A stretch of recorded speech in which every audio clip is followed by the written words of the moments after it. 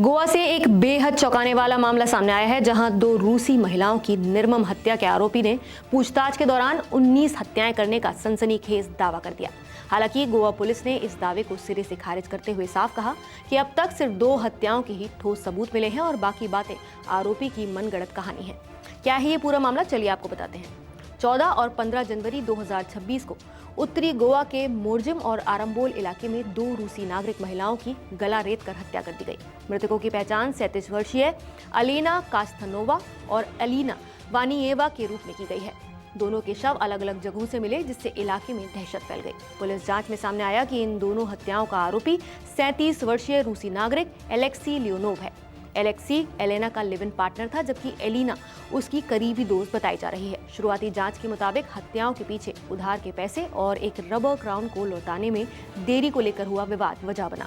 हालांकि गिरफ्तारी के बाद पूछताछ के दौरान एलेक्सी लियोनोव ने पुलिस को चौंका दिया। उसने दावा किया कि उसने सिर्फ गोवा में ही नहीं बल्कि दिल्ली और उत्तराखंड में भी कुल 19 रूसी महिलाओं की हत्या की है। आरोपी ने कुछ महिलाओं के नाम तक बताए और कहा कि वो पिछले 3 साल से भारत में रह रहा है। आरोपी खुद को कभी सॉफ्टवेयर इंजीनियर, कभी थेरेपी सेंटर का कर्मचारी और कभी रूसी डांस ग्रुप में जुड़ा कलाकार बताता रहा। इससे पहले भी वो कभी 3 तो कभी 5 और हत्याओं की बात कहता रहा है, जिससे उसकी बातों में लगातार विरोधाभास नजर आया। गोवा पुलिस के महानिरीक्षक KR चौरसिया ने साफ कहा कि आरोपी के 19 हत्याओं वाले दावे पूरी तरह से निराधार पाए गए हैं। पुलिस ने दिल्ली से लेकर उत्तराखंड तक उसके दावों की जांच कराई, लेकिन हकीकत कुछ और ही निकली। जांच में पाया गया कि जिन महिलाओं के बारे में आरोपी ने हत्या की बात कही है, उनमें से कई जीवित हैं, कुछ भारत छोड़ चुकी हैं और कुछ को वो सिर्फ जानता भर था। पुलिस का कहना है कि रूसी समुदाय के लोग आपस में संपर्क में रहते हैं और इसी का फायदा उठाकर आरोपी झूठे दावे कर रहा है। पुलिस के अनुसार आरोपी मानसिक रूप से अस्थिर लग रहा है और ड्रग्स के असर में भी हो सकता है। शुरुआती आकलन में ये भी सामने आया है कि वो जानबूझकर सनसनी फैलाने और सुर्खियों में आने के लिए ऐसे बयान दे रहा है।